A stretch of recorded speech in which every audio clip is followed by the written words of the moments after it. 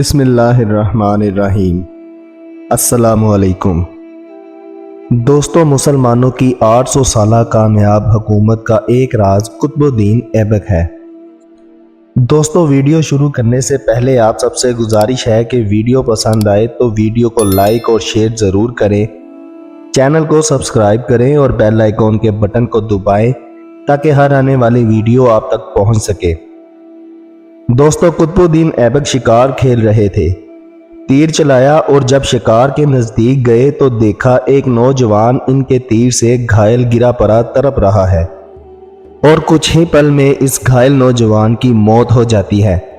پتہ کرنے پر معلوم ہوا کہ وہ پاس کے ہی ایک گاؤں میں رہنے والی بزرگ کا اکلوتا سہارا تھا اور جنگل سے لکڑیاں چن کر بیچتا اور جو ملتا اسی سے اپنا اور اپنی ماں کا پیٹ بھرتا تھا۔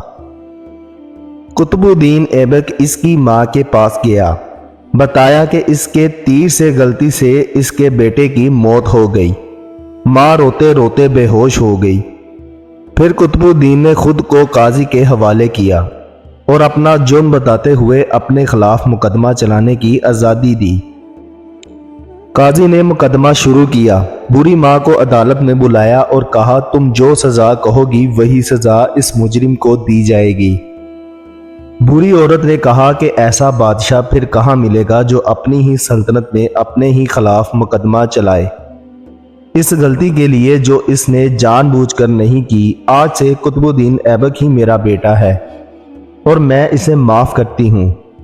قاضی نے قطب الدین کو بری کر دیا اور کہا اگر تم نے عدالت میں ذرا بھی اپنی بادشاہت دکھائی ہوتی تو میں تم کو اس بوریا کے حوالے نہ کر کے خود ہی سخت سزا سنا دیتا۔